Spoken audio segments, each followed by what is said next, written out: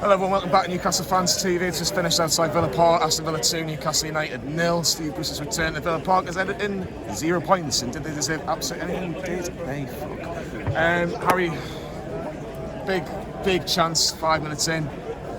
Callum Wilson, one-on-one, got to score. Yeah, absolutely. It's our best chance of the game by far, and he has to score. It's on with the keeper, over the top, tries to chip him, and it's just wide, and you'd back him to put them away on a regular basis, so it is really disappointing because we go 1-0 up there and it could be a completely different game. I don't think so, I have to be honest. You can say it's 1-0 and you can say, completely different game. We weren't good enough today. We weren't good enough. Apart from the first 20 minutes, we looked a little bit okay going forward. But Emi Martinez has not had to make a fucking save all game. He's not had to make a save. I'm sorry, but you've got to do better. You've got Joe Willock, Alan St. Maximin, Miggy Almiron, Callum Wilson. You've got to do better. What did we actually do going forward first half? Absolutely nothing. Yeah, no, I do completely agree. But when I say it could have been a different game, I mean, the morale would have changed. Whereas off the back of that miss, we were lacking completely. It was a horrendous performance. I have to agree with Johnny. It was fucking awful. Villa were a little bit better and towards the middle of the first half. I felt like they were targeting the left-hand side of Newcastle. Matt Ritchie was getting a lot of long balls and there was just little flick-ons, and Buendia was getting a lot more of the ball as well, and Aston Villa just creating a little bit of half chances. Matty Cash had one over the crossbar as well. Danny Ings didn't really have a lot until the goal, and that goal just comes at the wrong time, unfortunately. Literally the last kick of the half. Long throw from Matty Cash. Harry Lascelles misses the first header. I think it's Tyrone Mings, so I thought actually it was really good for Aston Villa today. We had a really strong performance, and this flick on came back to Danny Ings. Bicycle kick, 1-0, worst possible time for Newcastle to concede. Yeah, no, absolutely. I don't want to take anything away from Danny Ings, but the marking there was horrendous. There was probably two or three free men from us, and Danny Ings was completely free in that box there. Fucking awful. Someone needs to stick on him, because Danny Ings in the penalty box, he's going to score if he gets a free chance, and no one's sticking on him.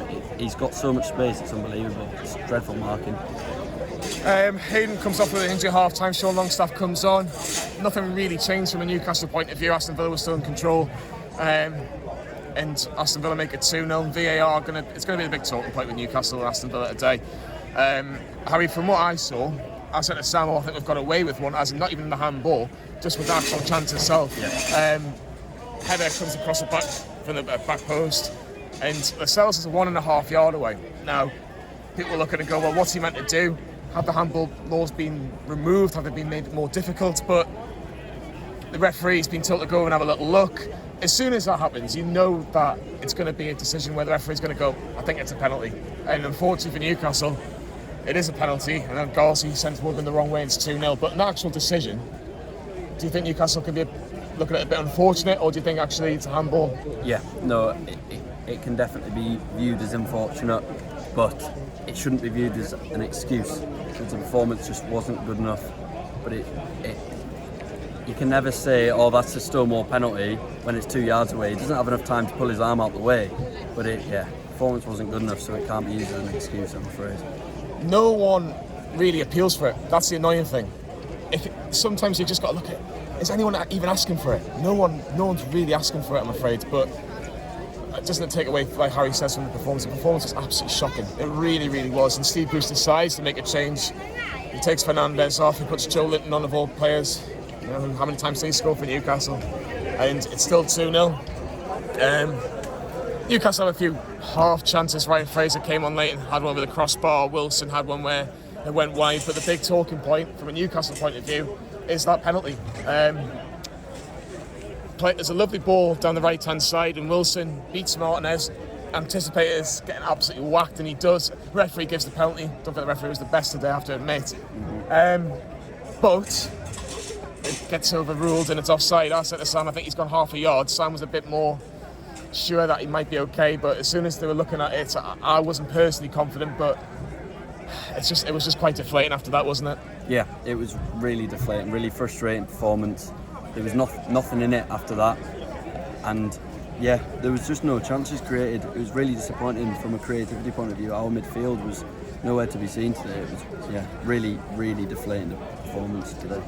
Aston Villa completely deserved all 3 points today. I'm not taking anything away from that because they were much better. Brent, Ashley Young, John McGinn, I thought was probably arguably one of the best players on the pitch today.